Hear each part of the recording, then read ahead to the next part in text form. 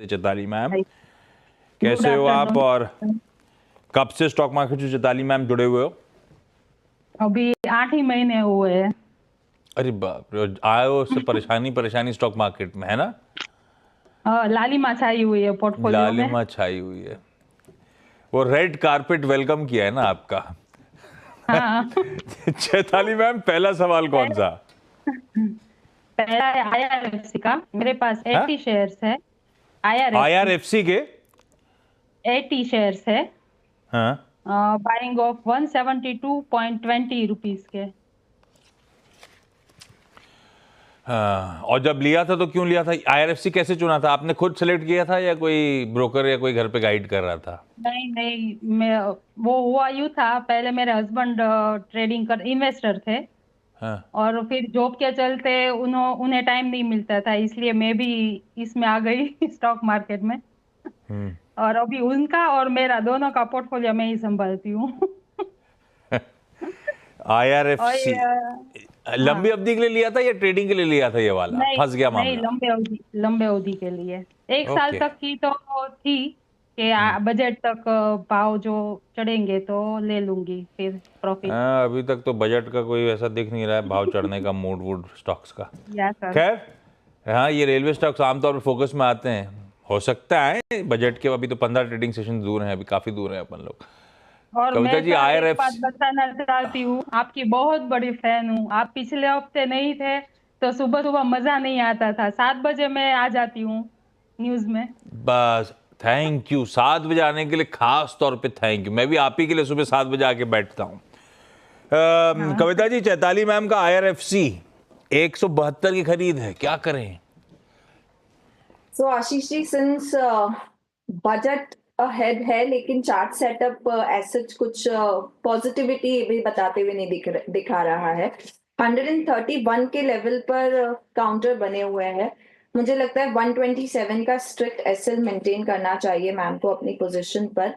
And in case अगर वो levels भी टूटते हैं तो एक बार ही अपनी पोजीशन से एग्जिट करें, क्योंकि ये दिन फर्दर स्किट होता हुआ दिख सकता है up to the level of 118। So 127 का एसएल मेंटेन करना चाहिए। 127 के स्टॉप के साथ, वो दूर नहीं है, 131 पे तो खड़े हुए हैं। फिर भी 127 का स्टॉप लॉस लगा के बैठिए मैम।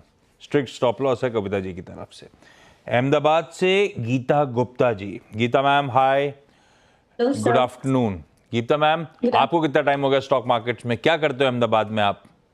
सर, हस्बैंड का ट्रांसफर हुआ इसलिए मैं अहमदाबाद में हूँ, पहले थाने में थी। मुंबई? अरे वाह, ओके। कितना टाइम हो गया फिर हस्बैंड के ट्रांसफर हुआ? कैसा लग रहा है अहमदाबाद आपको? थाने के कंपैरेटिव मुझे तो मजा नहीं आ रहा है। गीता मैम, पहला सवाल कौन सा कविता के लिए? सबसे पहले happiest birthday to you sir.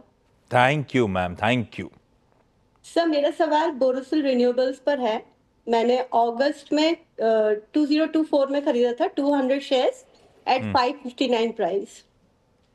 Sir, जब मैंने और ये सवाल आपके पास रखा था तब 2 दिन अपर सर्किट लगा था इसमें, उसके बाद तो बुरा हाल है इसमें। हाँ, वो असल में कुछ केपेक्स का अनाउंसमेंट आया था, है ना? जी। तो सर्किट लग गए थे।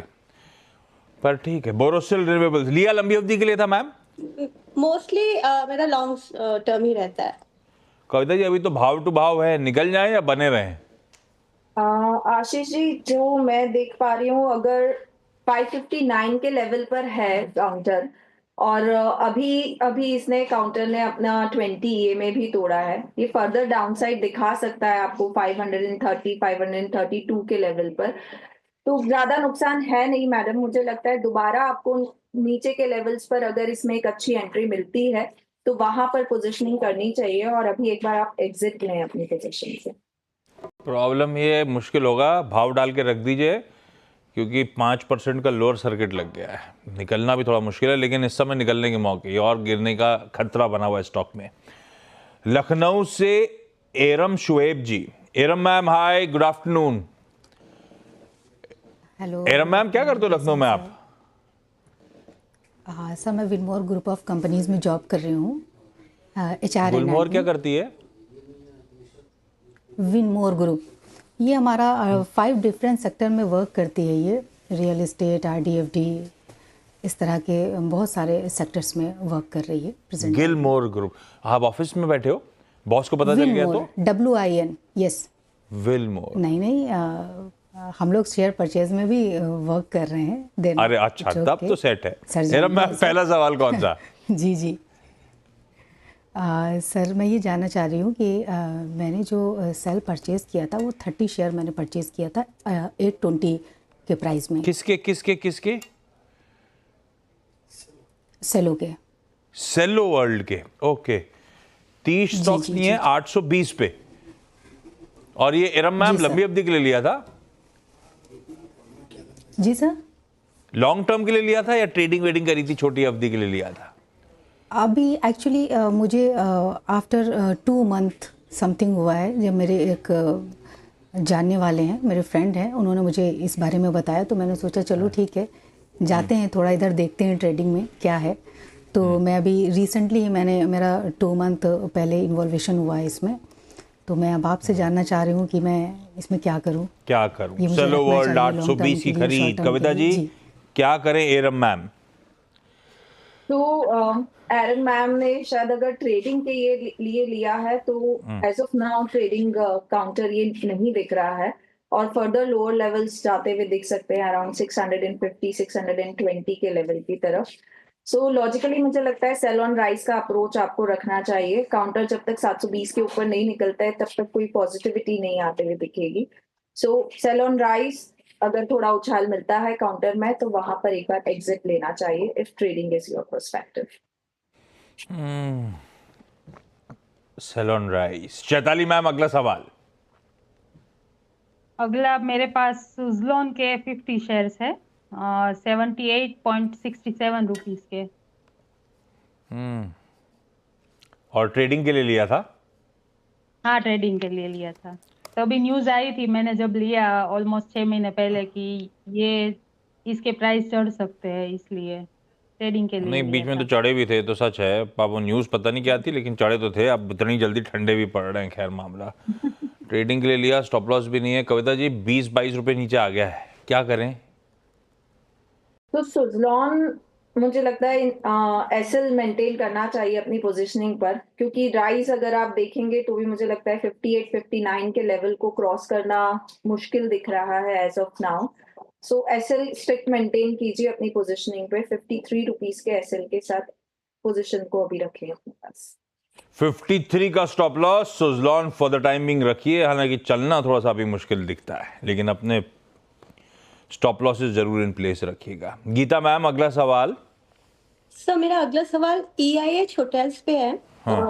I bought it at 381 200 shares in August 2024। EIH limited 381 में, क्या पूछूं? मुनाफा बांध के निकल जाऊं या अभी बने रहूं, ऐसा पूछूं क्या मैं? एक्चुअली ये गया तो 500 मींस के 400 क्रॉस कर गया था थोड़े समय पहले, लेकिन बहुत तेजी से वापस नीचे आ गया। मैं निकालने वाली तो नहीं हूँ अभी, क्योंकि मैं फंडामेंटल्स देखती हूँ। तो अभी फ्यूचर में कब तक ये आ जाएगा वापस अपने हाई टारगेट्स को छू लेगा? कब तक तेजी लौट, अब बाजार का मूड पे डिपेंडेंट होगा। खैर EIH कविता जी बहुत बढ़िया री रेट हुआ है थोड़ा बहुत। अभी भी ऐसा कोई ठंडा तो पड़ा नहीं है। कैसा लग रहा है EIH आपको? बाजार की गिरावट के साथ बेसिकली ये सभी अभी सेक्टर्स और काउंटर्स में आप गिरावट देख रहे हैं। सो मुझे लग रहा है 382 के लेवल पर है एक अच्छी पोजीशनिंग अपसाइड, जो अगर इस काउंटर में आते हुए दिखेगी। वंस 420 के लेवल के ऊपर ही सस्टेन होता है तो दोबारा एक पॉजिटिविटी की तरफ हम देख सकते हैं इसे। एसएल फिर भी आप मेंटेन कीजिए अपनी पोजीशनिंग पर 330 का, क्योंकि लॉन्ग टर्म आपका पर्सपेक्टिव है। जब तक अभी ये लेवल्स नहीं टूटते हैं जो कि कंसोलिडेशन सपोर्ट है इस काउंटर का, तब तक अपनी पोजीशनिंग में आप बने रह सकते हैं। एरम मैम अगला सवाल। एरम मैम, मुझे तो फ्रीज दिख रही हैं। डायरेक्टर साहब वापस लगाइए उनको, रीपैच करके देखिए। कविता जी इस बीच SBS स्टॉक पिक रेडी रखिएगा, आऊंगा आपके पास। चैताली मैम अगला। और रिलायंस के है 28 शेयर्स और 1387 के प्राइस से लिए हुए। और ये लंबी अवधि का था, ये भी ट्रेडिंग था मैम? नहीं, ये लंबी अवधि के लिए था। हाँ, और ये भी चल नहीं रहा है। बीच में चला था वैसे, ऐसा नहीं है, बीच में तो बड़ी रिपोर्ट्स आई, थोड़ा बहुत दमखम दिखाया, लेकिन कविता जी नेट कुछ ज़्यादा करके दिखा नहीं रहा है रिलायंस। क्या करना चाहिए? 13, अच्छा थर्सडे को रिजल्ट्स आने रिलायंस के, 1387 पे लिया हुआ है। सी अगर लॉन्ग टर्म पर्सपेक्टिव है तो मुझे लगता है कि, और शायद पोजीशनिंग अभी 2030 का शेयर्स लिए हैं मैम ने, मुझे लगता है नीचे के लेवल्स में मिलता है तो अक्यूमुलेशन करना चाहिए अगर लॉन्ग टर्म पर्सपेक्टिव है आपका रिलायंस पर। अन्यथा आप 1220 का एक स्टॉप लॉस मेंटेन करें if trading is the perspective. Reliance की बात हो रही है तो ध्यान रखिएगा, चैनल का स्वामित्व प्रबंधन रिलायंस इंडस्ट्रीज के पास है। कुछ भी कॉल लेने से पहले ट्रेडिंग इन्वेस्टमेंट की एक इंडिपेंडेंट फाइनेंशियल एडवाइजर से कंसल्ट जरूर करिएगा। एरम मैम जुड़ चुकी है वापस। एरम मैम, अगला सवाल। सर मैंने जेएम फाइनेंशियल का 200 परचेज किया था 141 में। 141 की खरीद है, 115 के आसपास खड़ा। जी सर। कविता जी क्या करें? 25 रुपए के आसपास का नुकसान हो रहा है जेएम फाइनेंशियल्स में। ये काउंटर अभी अपने 50 वेमा पर प्लेस्ड है और मुझे लगता है 112 107 के आसपास इस पर एक स्ट्रॉन्ग सपोर्ट है। उसी लेवल का आपको एक स्टॉप लॉस मेंटेन करना चाहिए और अभी अपनी पोजीशन को होल्ड करें।